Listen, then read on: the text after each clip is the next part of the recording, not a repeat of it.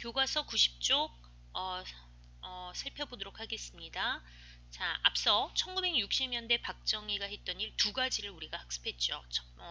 경제 개발에 필요한 자금을 마련하기 위해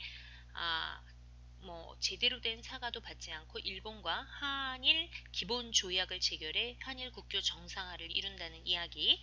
자, 두 번째는 미국의 요청으로 베트남 파병이 이루어지는 이야기. 이렇게 두 가지를 1960년대에 우리가 공부를 했는데 여기 보면 베트남 파병에 어느 정도 경제적 효과가 있었는지에 대한 설명이 나와 있어서 한번 읽어보고 넘어가도록 하겠습니다.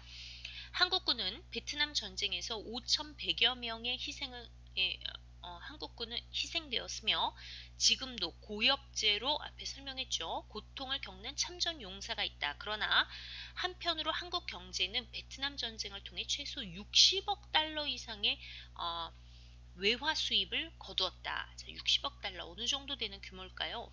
1964년 한국 경제가 처음으로 1억 달러 수출을 달성했다는 사실에 비춰볼 때 60억 달러의 경제적 효과라는 것은 60배죠. 매우 컸음을 알 수 있다. 수출이 한 60배쯤 늘었다고 생각을 하면 되겠죠. 베트남 전쟁에 참전함으로써 세계 최대의 시장인 미국 시장에 진출할 수 있는 기회가 넓어지고 외국으로부터 차관 도입이 더욱 쉬워져서 중화학공업 등 기간 사업과 철도 등 사회 간접 자본을 확충하는 데 도움이 되었다. 이런 것들을 벌어들인 돈을 가지고 만든다는 얘기죠.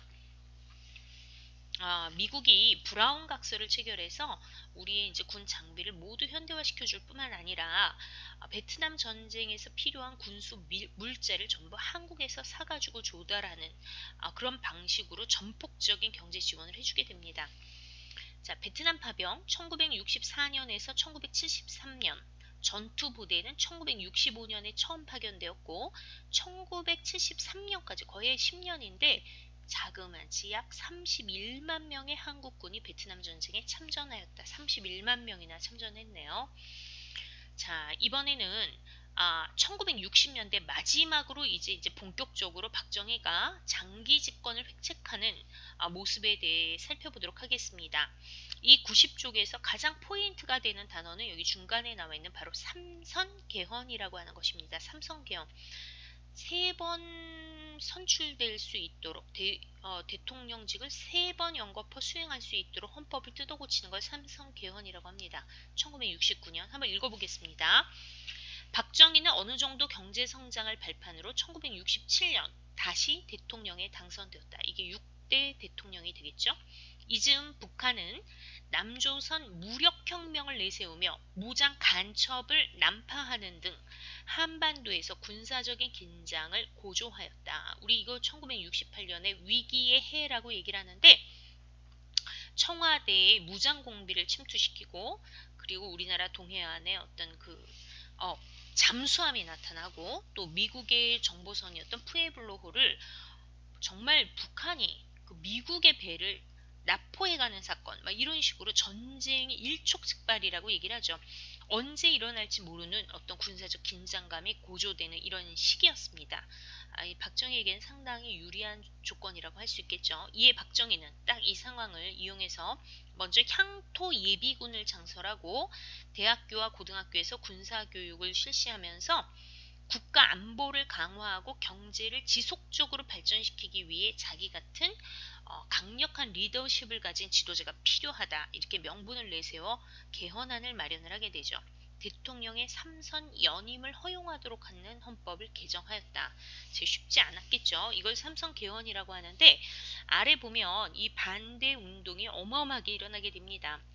박정희 정부의 삼선 개헌에 반대하여 야당과 제야 세력은 삼선 개헌 반대 범국민투쟁위원회를 결성했고 학생들의 개헌 반대 시위는 전국으로 확산되었다. 나오죠. 또 이 개헌안이 통과될 때 날치기 통과를 하게 됩니다. 그래서 실제로 이제 야당 의원들이 이 개헌안 통과를 막기 위해 일요일 막 새벽까지 밤샘 국회 본회의장 점거 농성을 벌이고 있었는데 이때 이 야당 의원들 몰래 이제 제3별관의 여당 의원 122명이 모여서 전원 찬성으로 기명 투표를 해서 삼성 개헌안을 통과시키고 이런 개헌안은 보통 국민 투표에 붙이게 되는데 국민 투표에 또 77%의 찬성을 얻어서 삼성 개헌안이 이제 통과되게 됩니다. 이어 치러진 대통령 선거에서 박정희 후보가 야당의 김대중 후보를 눌렀는데 거의 박빙으로 아슬아슬하게 박정희가 대통령에 당선이 되었습니다.